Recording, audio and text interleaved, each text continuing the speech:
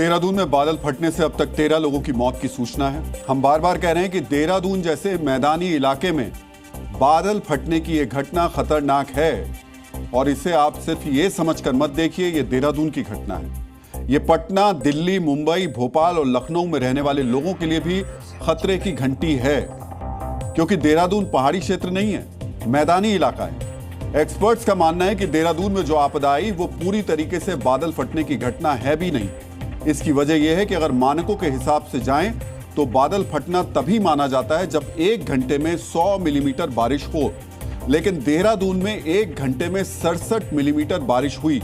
लेकिन अगर तबाही देखें तो यह तबाही वैसी ही है जैसे बादल फटने पर होती है, यानी पहाड़ों पर जितनी तबाही 100 मिलीमीटर प्रति घंटे की बारिश में होती है, उतनी तबाही यहां उससे 33% कम बारिश में ही हो गई। इसलिए कहा जा रहा है कि मैदानी इलाकों में बादल फटने जैसी घटनाएं बड़ी आपदा का अलार्म है।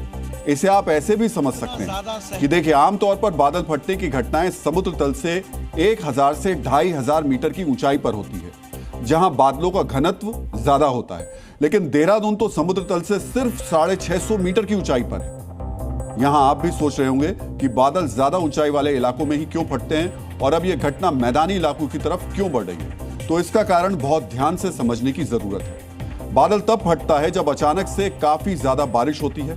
ऐसा पहला मैदानी इलाकों में नहीं होता था, लेकिन मानसून के बदलते ट्रेंड की वजह से अब मैदानी इलाकों में अचानक काफी ज्यादा बारिश होने लगी है। इसके कुछ उदाहरण देख लीजिए। 1 अगस्त 2024 को दिल्ली में 1 घंटे में 100 मिलीमीटर बारिश हुई थी। 25 मई 2025 को राजधानी में 1 घंटे में 85 मिलीमीटर बारिश हुई। 18 अगस्त 2025 को मुंबई के कई इलाकों में 60 से 80 मिलीमीटर बारिश हुई। 2 सितंबर 2025 को दिल्ली से सटे गुरुग्राम में 5 घंटे में 100 मिलीमीटर बारिश हुई। और आप सोचिए, 100 मिलीमीटर बारिश होने का मतलब बादल फटना होता है पहाड़ों पे। देहरादून में भी बीती रात यही हुआ।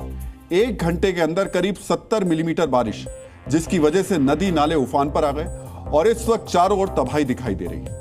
लेकिन सवाल उठता है कि आखिर मैदानी इलाकों में अचानक इतनी बारिश क्यों हो रही है? बीते कुछ वक्त में मैदानों में बदलते मॉनसून की आखिर वजह क्या है? इसके पीछे मुख्य वजह मैदानी इलाकों में तेजी से बढ़ते तापमान को बताया जा रहा है। तापमान में अगर 1 डिग्री सेल्सियस की वृद्धि होती है तो हवा 7% ज्यादा नमी पकड़ती है, जिसके बाद आसमान में तेजी से बादल बनते हैं और अचानक बरसते हैं। इसी तरह के बादल सिर्फ ऊंचाई वाले पहाड़ी इलाकों में पहले बनते थे, लेकिन अब यह घटना मैदानी इलाकों में भी देखने को मिल रही है, जिसकी वजह से यह अनुमान लगाया जा रहा है कि 2030 तक मैदानी इलाकों में देहरादून जैसी बादल फटने की घटनाओं में 50% तक की वृद्धि संभावित है।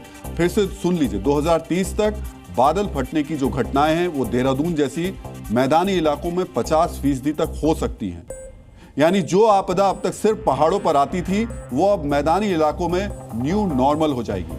दिल्ली, मुंबई, गुरुग्राम, भोपाल, पटना, गुवाहाटी जैसे शहरों से भी आने वाले वक्त में अब बादल फटने की घटनाएं सामने आ सकती हैं। और अगर ऐसा हो गया तो पहाड़ों पर जितनी तबाही आती है उससे कहीं ज्यादा तबाही मैदानी इलाकों में होगी। और इसके पीछे क्या वजह है उसे एक एक करके भी देख लीजिए। मैदानी इलाकों में देश की 91% आबादी रहती है, वहीं पहाड़ों पर सिर्फ 9% आबादी है।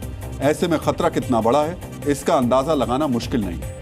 पहाड़ों पर अचानक से तेज बारिश होती है तो पानी आसपास के नदी नालों में बहता है, लेकिन मैदानी इलाकों में तो नदी नालों की चौड़ाई कम होती है। ऐसे में रिहायशी इलाकों में अचानक से बाढ़ आएगी और सबसे बड़ी मुश्किल होगी पानी की निकासी। पहाड़ों पर तो पानी नीचे की तरफ बहकर निकल जाता है, लेकिन मैदानी इलाकों का पानी कहां जाएगा? ऐसे में लंबे वक्त तक बाढ़ से जूझना पड़ेगा।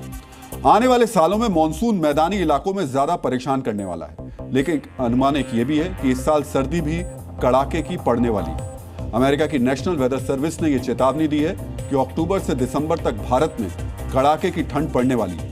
इसके अलावा IMD यानी भारत मौसम विज्ञान विभाग का भी पूर्वानुमान है कि अक्टूबर से दिसंबर तक पिछले साल के मुकाबले इस बार ज्यादा शीतलहर पड़ेगी। निजी मौसम संस्था स्काईमेट ने भी कहा है कि प्रशांत महासागर का तापमान गिरने की वजह से मैदानी इलाकों में सर्दी और पहाड़ी इलाकों में बर्फबारी पिछले साल के मुकाबले इस साल ज्यादा होगी। यानी पहले तो देश ने मानसून से मुकाबला किया और उसके बाद सर्दियों को लेकर भी पूर्वानुमान डराने वाला ही है।